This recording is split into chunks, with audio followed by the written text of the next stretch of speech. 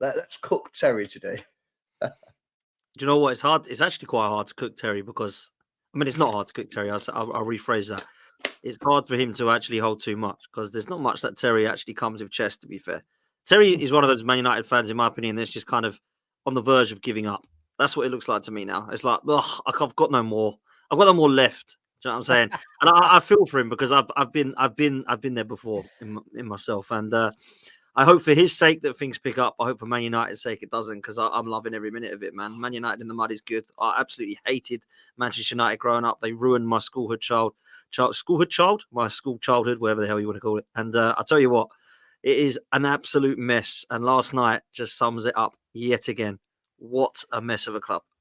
I gave it a little bit at the beginning of the summer. I really thought we were going to progress. In the summer, there are tweets that were out there with the signings we made. I was adamant that we'd get even better. I was adamant, or I had a lot of belief that the ownership changeover would happen months and months sooner than it did, and we'd get new integration. I thought we'd just keep getting better this year. I thought we could close the gap on the top of the title, top of the table. I thought we could even partially get ourselves into a title race this year. However, 3 or 4 games into the season, my mind changed because what I've seen, and that's probably where my anger stems from. And I'm more angry at Man United fans defending it. Not that I believe some dude on Twitter is controlling what the club does directly, but it's a case of how are you looking at how we're set up, how we play, how he coaches us, how he drills us with the holes we have, bruv. We are like I nearly said a bad word. We're like a homeless person's vest. I do think it's better when you say a tramp's vest, but I know that word's offensive to some people. But it's holy, bruv. The holes. We look like Rabsi Nesbitt. That's an old one for you. It's just everywhere. It's awful. And I call this out at other clubs, so I keep the same energy for my own. I look at Big Ange, and I think he's had a really good start. But people have worked out elements of his system, and he's now got to change little areas. We got found out week 1 this season. We have not changed a damn thing. We have just carried on persisting with the same problems. And for me, I saw the Palace manager get a lot of credit last night, and he should. People saying, see, fully integrated system within 2.5 months. Yes and no. There'll be peaks and troughs because people will work Palace out soon, and then they'll have to adapt and change. And the very best managers, like Pep, keep changing, keep adapting, keep innovating. They keep their philosophy the same, but they innovate and make nuanced changes and keep getting better. So nobody believes Man United should be the finished article in 3 months. But nearly 2 years into Ten Hag's reign, the football is the worst I've seen at the club ever. We've conceded more shots on goal than Derby County, who were relegated all them years ago with record low points. We concede more shots on goal this season per game than any other team in the Premier League. It's the first time since 1977 that we've conceded 81 goals or more. There's still games to go. We've got Arsenal coming up at the weekend, who are going to pipe us. It is going to be raw, no lubrication. Ouch. Prison settings. We then play Newcastle, who will hurt us. We then go away to Brighton, who haven't been great, but they do so well against us. We haven't won away against them in 3 or 4 years. And then the end of the season, the pièce de résistance. We go to Wembley, that big, massive pitch with Casemiro at centre-back, Eriksen holding the midfield against one of the greatest teams England's ever seen in Manchester City. It could be a record-breaking defeat in an FA Cup final. And still people are just going to say, but give him another summer. It's a madness to me. It's a madness. He has got to go. He has got to go. And the club will come out today and brief the media saying they've got no want to sack him. They won't be sacking him before the FA Cup final. So that, for me, is our season a wrap. I think we lose our remaining 4 games. We might nick a draw in one of them, but that's it. We're done now. And yeah, I'm in bits over it, if I'm being honest with you. It hurts a lot. Do you know what? Bro, go on, man. Go on, LB. No, please, because you're more of a genuine rival in terms of a Manchester lad. So go on, you go. Listen, I was just going to say... cheers, mate. I appreciate it. See, me and you are on the same side today. Yeah, let's just remember that. For the first time all season, man. I just think when you look at this Ten Hag guy, I called him out last year. And I called him a fraud. And it was strong words at the time because, of course, he qualified them for the Champions League. He won the Carabao Cup and he got to an FA Cup final. But I called him a fraud last year. Losing 7-0. And I know people say, oh, you're speaking about that again, yeah. You lose 7-0 in a game against Liverpool and hold 6 in the same season against Manchester City. I know for a fact that you ain't there fully as a manager because that should never be happening. Should never be happening. He failed to implement a proper style of play and his transfers were absolutely horrendous, which Man United now have to sort out. Manchester United, the board, they have to sort that out. They have to dispose of these players. Every Man United fan I speak to says that, bar maybe 2 or 3 players, they get rid of the whole squad, right? Now, he's bought about 7 or 8 of them, maybe more. Who's going to stay? I see Fabrizio now coming out saying that United are ramping up talks for Elise. Well, what's going to happen to Ante then? Is he just done? I mean, we know he's done, but that's 80 million down the drain, thanks to Ten Hag. So a message for United fans here is, even if you sack Ten Hag today, which I just think the guys are ridiculous, I'd sack him today. The legacy and the lasting impact of what he's done to your football club in the horrific signings will go on for a lot longer without him there, because they're not just going to be able to get rid of some of these players. Who's going to spend 50 million on Anthony? Who's going to spend money on these players? You've still got a massive issue with Onana because as good as he is on the ball, he is not a good goalkeeper at keeping the ball out the net. And he reminds me of our Claudio Bravo. He just reminds me everything of him. Good on the ball, can't stop shit from going in the net. The difference is we paid like 10 million quid for Claudio Bravo, so it was easy for us to rectify our mistake. What's 10 million quid nowadays? You guys have spent like 50. So again, and by the way, this is all down on Ten Hag. The fact that the board allowed the manager to make those signings, because that doesn't really happen at most clubs now, and most clubs now, they have a scouting network. They have basically like a group of people, and obviously the manager has a say. But United just allowed Ten Hag to make the signings. That's not all on Ten Hag. It's his fault that the signings are crap.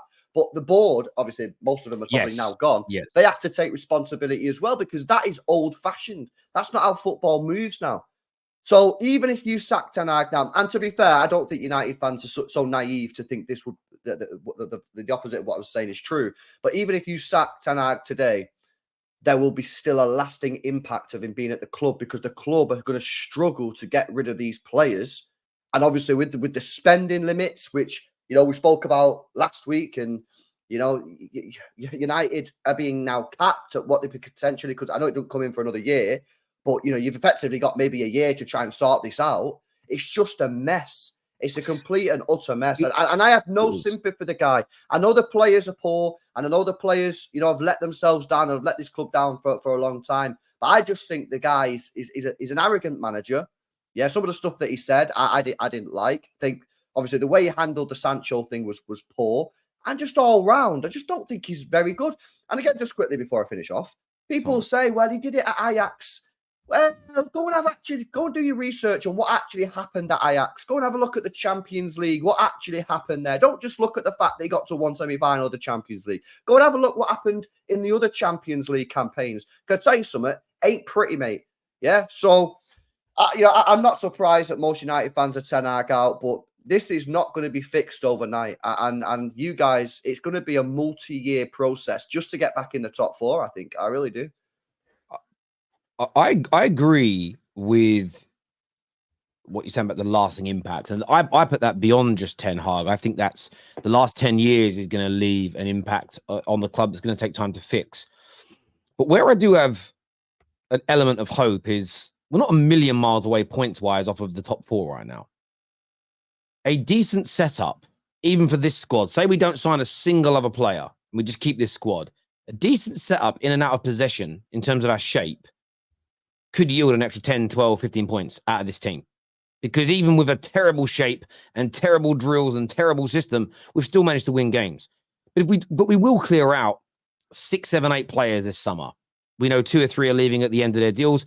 They're really high paid players. You are like the Mason Mounts, Anthony's, you're on big money and don't really have I don't think anyone wants to buy them. They're going to be tough. Rashford's, Bruno's, by the way, we didn't improve without them. To everyone out there that says they're the reason we play bad football, it doesn't mean they're beyond the criticism, but the idea that they are the ones that hold us back has always been a mind-numbing, stupid opinion for me. But those guys, if you want to sell them, there's definitely market value in them. Everybody else isn't on as much money as people necessarily think, but I do get your point. It's going to take years to fix. Even if a manager comes in, and this is what I actually worry about. Let's just say it's De Zerbi, for argument's sake. The first 3 months, we look great. My worry is Man United fans get carried away, just like Spurs did. Oh, look at that, see? Because there's going to be peaks and troughs. It's going to take years to become a consistent, performing, well-oiled machine. Because what will happen, say it's De Zerbi, say it's Potter, say it's Flick, it doesn't matter who. They'll say they come in and they actually do get their system integrated, and it's the good shape in and out of possession. We move the ball well. Players are enjoying it. Rivals, our competitors will work out how to nullify that system, where our strengths are, where our weaknesses are. What the manager and the club then has to do is continue to persevere by buying and selling players again, by making adaptations to that system to ensure that it keeps getting better and better and better. And hopefully over 2, 3, 4 years, you can build a squad that can just go out there against anybody and play its brand of football because you've got some of the very best players, one of the very best teams in the world. That's where you want to end up. You can't do that in one summer. So patience is going to be key. What you then get when you say that is, but you're not being patient with Ten Hag, because the situation is different. Ten Hag is part of the old regime that gave him complete control and power as long as they could land the deal.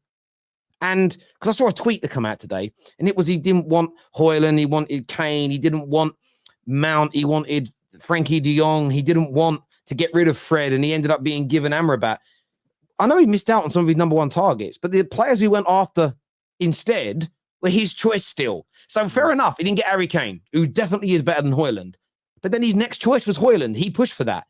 He was told by the board, look, we don't rate after it was recommended. We'll get you Anthony, but we only think he's worth 25, 30 million. The manager said, no, he's a 90 million pound player. Go and get him. You can't be forgiven for that, in my opinion, with how we're now playing. He moved on. Listen, I don't think every decision he's made is wrong. I still think his decision to move Ronaldo on at that point was probably the right thing to do. But then he abandoned the way we were playing football last season and changed it.